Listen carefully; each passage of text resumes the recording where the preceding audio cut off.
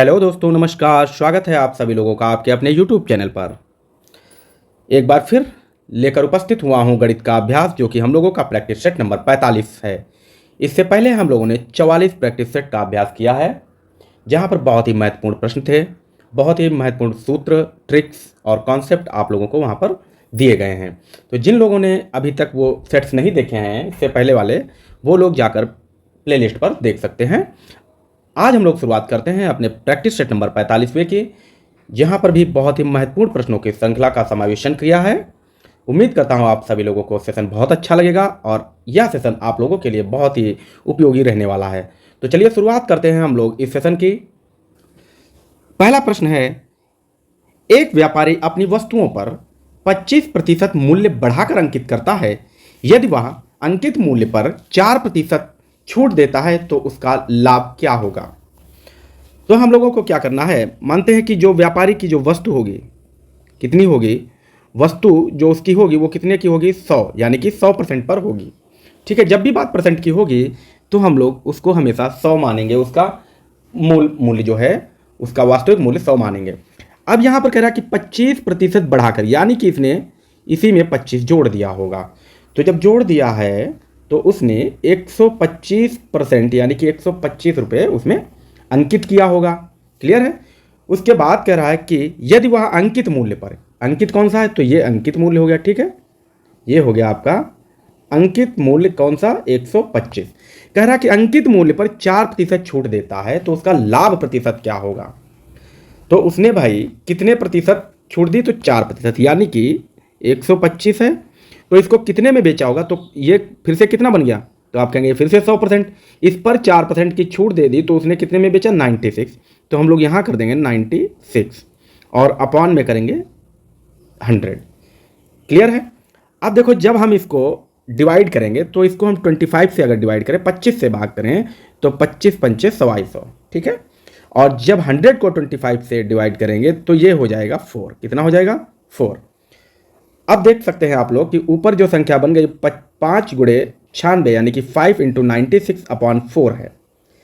अब आप समझ पा रहे होंगे कि जो 96 है वो 4 से डिवाइड हो रहा है, यानी कि 96 है वो 4 से भाग हो जाएगा। तो कितनी बार में, तो 24 बार में। तो यहाँ से निकल कर आई है जो संख्या वो 5 × 24। जब 5 × 24 करेंगे तो हो जाएगा 120, यानी कि 4% छूट देने के बावजूद उसने उस वस्तु को 120 रुपये में बेचा है। और वस्तु की कीमत कितनी थी, तो 100 रुपये, यानी कि लाभ कितना, तो आप कहेंगे 20% का लाभ हुआ है, जो कि ऑप्शन नंबर सी बिल्कुल सही आंसर है। उम्मीद करता हूं आपको बेहतर समझ में आया होगा। प्रश्न नंबर 2, 3 संख्याओं का योगफल 392 है, जो 3:5:6 के अनुपात में है, तो बड़ी संख्या होगी। यदि हम माने कि संख्या जो है वो कितनी होगी, तो आप कहेंगे 3x हो जाएगी, 5x हो जाएगी और 6x हो जाएगी। तो कहा है कि इन्हीं का योग, यानी कि 3x + 5x + 6x बराबर कितना दिया है, तो आप कहेंगे 392, यानी कि 392। अब यहाँ देखेंगे कि सभी संख्याएं x में है तो इनको हम जोड़ लेंगे, तो हम 3 और 5 8, 8 और 6 14। तो आप कहेंगे यहाँ हो जाएगा 14x, यानी कि 14x बराबर हो जाएगा 392। बात समझ रहे हैं। अब जो x है ये वेरिएबल होता है, तो वेरिएबल को हम यहीं लेफ्ट साइड में छोड़ रखेंगे और इक्वल का साइन लगाएंगे, यानी कि बराबर के बाद लिखेंगे 392। और जो वेरिएबल के साथ संख्या होती है चर के साथ, यानी कि 14 है, तो इसको हम लाएंगे 392 के बटे में, यानी कि अपॉन में लिखेंगे। जब हम 14 से उन 392 को भाग करेंगे तो कितना होगा, तो आप कहेंगे जब हम 392 तो 14 दूनी 28 हो जाएगा। अब देख सकते हैं कि 28 जो है जब 39 से भाग करेंगे तो बचेगा 11 और उसके बाद हो जाएगा 112। तो 14 अट्ठे होता है 112। ठीक है, तो जो x की वैल्यू निकल कर आई है वो निकल कर आई है 28, यानी कि 28। x की वैल्यू 28 निकल कर आई है। यहाँ पूछा है बड़ी संख्या क्या होगी, तो बड़ी संख्या कौन सी है, तो आप कहेंगे 6x है। 6x का मतलब 6 × x लिखा है। यदि हम x का मान रख दे तो हमें बड़ी संख्या मिल जाएगी, यानी कि 6 × 28 कर दें तो कितना होगा, 6 48 का 8 हासिल 4 बचेगा, 6 दूनी 12 और 4 16। तो जो आंसर होगा वो 168 हो जाएगा। ऑप्शन नंबर सी बिल्कुल सही हो जाएगा। प्रश्न नंबर 3, 28,308 में आए 8 के स्थानीय मानों का अंतर होगा। तो यहाँ पर जो संख्या दी है इसमें 2 बार 8 आया है, 1 और 2। तो 2 बार 8 आया है तो इनका स्थानीय मान हम किस प्रकार से निकालेंगे। तो यदि देखें कि हम ये जो पहले 8 है, इकाई का 8, तो हम इस वाले 8 को लिखेंगे, यानी कि दोनों 8 को लिख लेंगे। जब स्थानीय मान निकालना होगा तो हम देखेंगे कि 8 के पीछे इस वाला ये जो 8 आप देख पा रहे हैं, इसके पीछे क्या कोई संख्या है, तो आप कहेंगे नहीं है। तो हम इसको ऐसे ही रखेंगे, यानी कि इसका स्थायी मान जो है, स्थानीय मान जो है वो 8 है।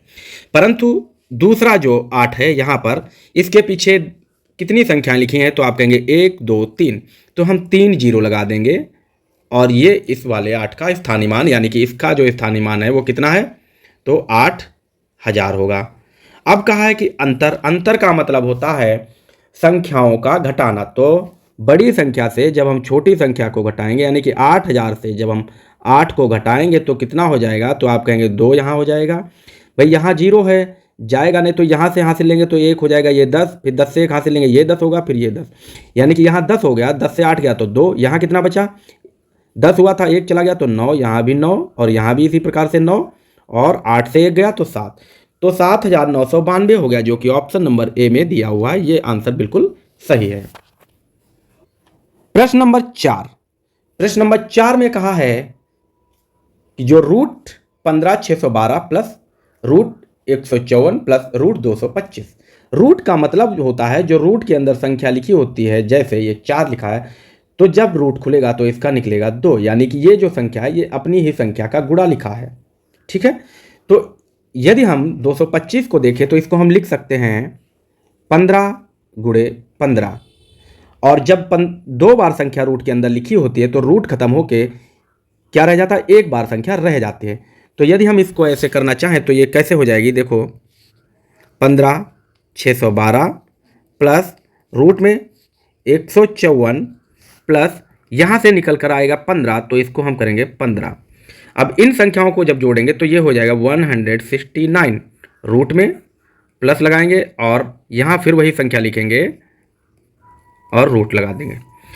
अब जो 169 है ये किसका जो है वर्गमूल है, तो आप कहेंगे इसको हम लिख सकते हैं 13 × 13, यानी कि 13 गुणे 13, यानी कि 13 का वर्गमूल है। तो यहाँ हम क्या करेंगे, अब फिर से 15,612 को प्लस का साइन, और ये जो है 169 का जब रूट खुलेगा तो आ जाएगा 13। बात समझ रहे हैं।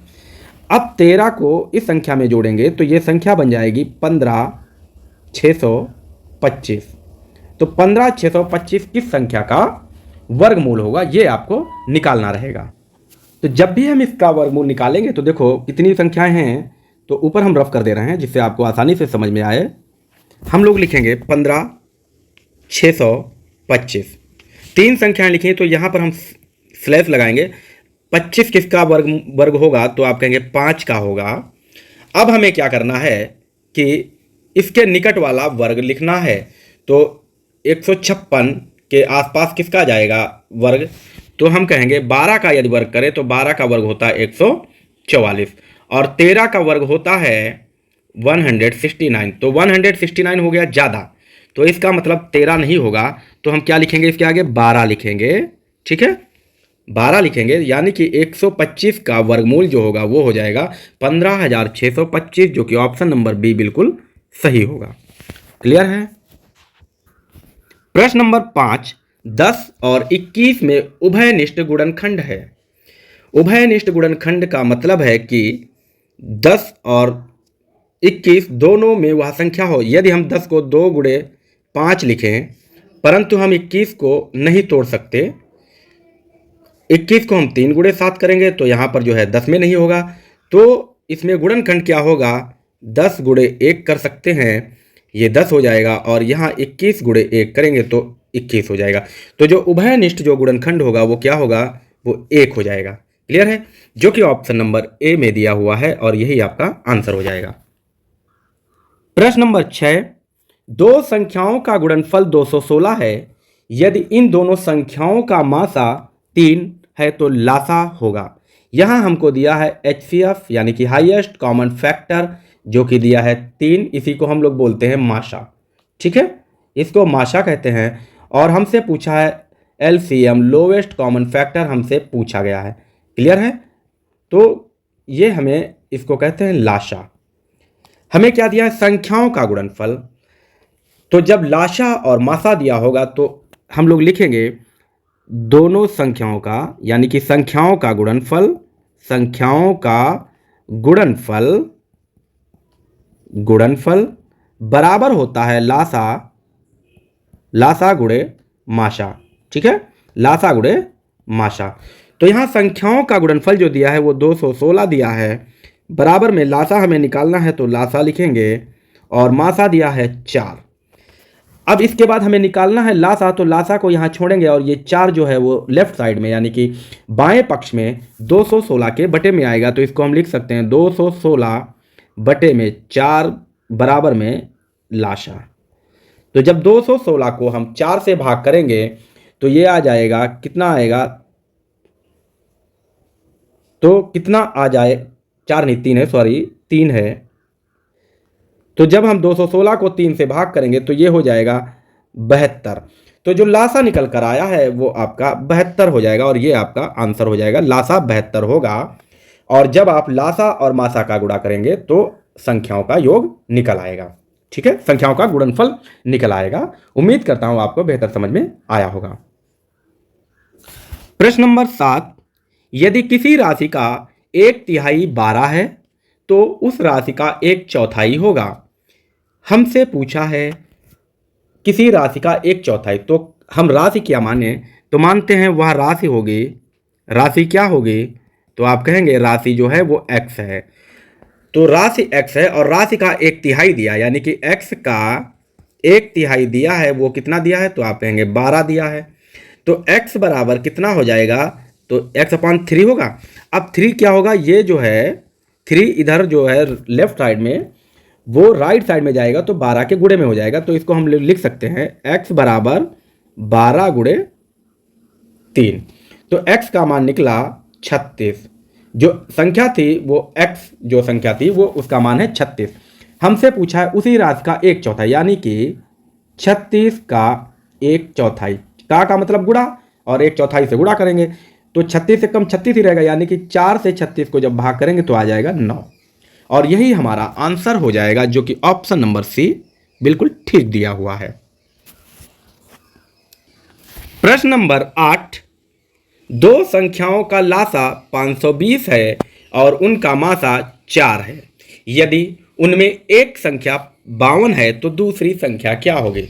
हम जानते हैं कि मानो ए जो संख्या है वो कितनी दी है? तो आप कहेंगे 52 है एक संख्या, और दूसरी संख्या क्या है? तो दूसरी संख्या अगर हम मान लें क्या है तो आप कहेंगे x है। लासा जो है, लासा वो 520 दिया है और माशा दिया है 4। माशा कितना है? तो आप कहेंगे 4। हम जानते हैं कि संख्याओं का गुणनफल, तो संख्याओं का गुणनफल, संख्याओं का गुणनफल बराबर होता है लासा गुणे माशा। क्लियर है? तो संख्याओं का गुणनफल, एक संख्या 52 है, दूसरी हमने मानी है x, यही संख्या हमें निकालनी है x। लासा जो दिया है वो 520 दिया है, और मासा जो दिया है वो 4 दिया है। अब आप बखूबी समझ पा रहे होंगे कि जो 52 है वो x के साथ है, वेरिएबल के साथ है, तो वेरिएबल को हम यहीं छोड़ेंगे और यहाँ लिखेंगे 520 गुणे में 4 और बटे में 52, यानी कि अपॉन में 52 कर देंगे। बेहतर है, जब 52 से 520 को भाग करेंगे तो आ जाएगा 10। तो x बराबर कितना हो जाएगा? 10 गुणे 4 हो जाएगा, तो 40 हो जाएगा। x का मान निकल कर आ गया 40। तो जो मासा होगा वो 40 हो जाएगा। ऑप्शन नंबर ए में बिल्कुल सही आंसर है। उम्मीद करता हूं आप लोग बहुत बेहतर सीख रहे होंगे। फिर भी यदि आप लोगों को कहीं पर भी दिक्कत महसूस होती है तो आप लोग हमें कमेंट कीजिए। हम पूरी कोशिश करेंगे कि आपके कमेंट का पूरी तरीके से निस्तारण कर पाएँ, आपको हम बेहतर समझाने में सफल हो पाए। चलते हैं हम लोग अगले प्रश्न पर। प्रश्न नंबर 9, एक समचतुर्भुज का क्षेत्रफल 500 सेंटीमीटर स्क्वायर है और इसके एक विकर्ण की लंबाई 25 सेंटीमीटर है, तब दूसरे विकर्ण की लंबाई क्या होगी? जो समचतुर्भुज होता है उसकी चारों भुजाएं बराबर होती हैं परंतु कोण बराबर नहीं होते हैं। ठीक है, बात समझ में आ रही है आपको? तो यहां पर कहा है कि मानो एक विकर्ण, ये विकर्ण जो सम्मुख कोण होते हैं उनसे मिलने वाली रेखा को हम विकर्ण कहते हैं। यदि हम इसको विकर्ण को D1 कहें और इस विकर्ण को हम कहें D2, क्या कह दें? D2 कह दें। तो जो D1 है, एक की हम लंबाई मान लेते हैं 25, तो एक विकर्ण जो है वो 25 दिया है। तो हम लोग जानते हैं समचतुर्भुज का क्षेत्रफल, समचतुर्भुज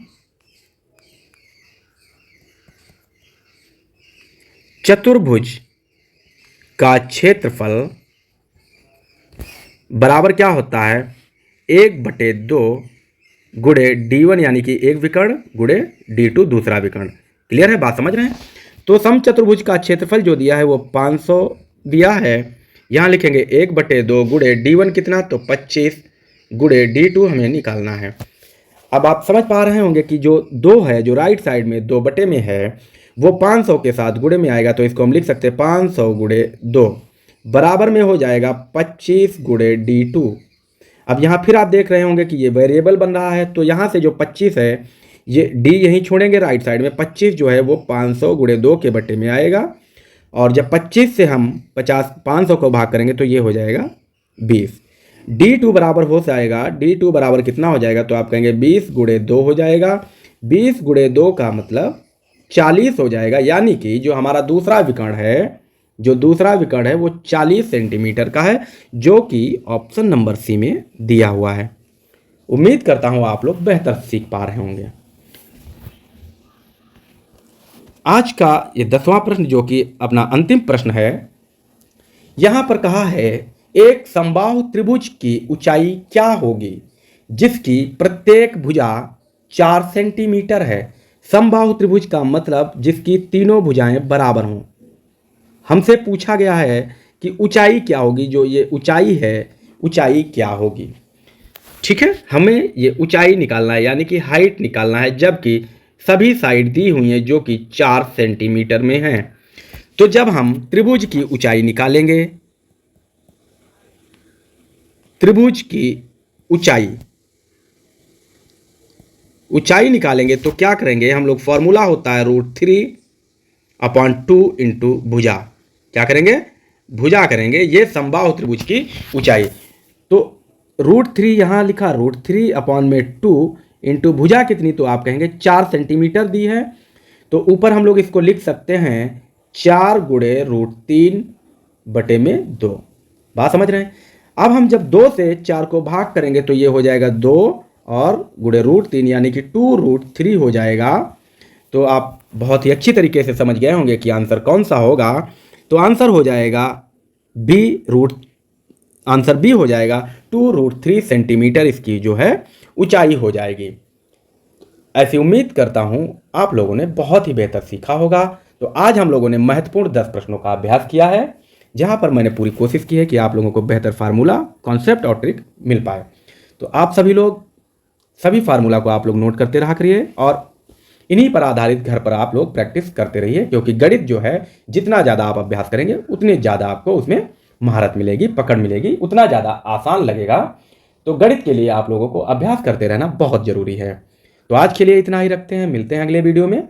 तब तक के लिए आप लोग अपना ख्याल रखें, स्वस्थ रहें, मस्त रहें और घर पर तैयारी करते रहें।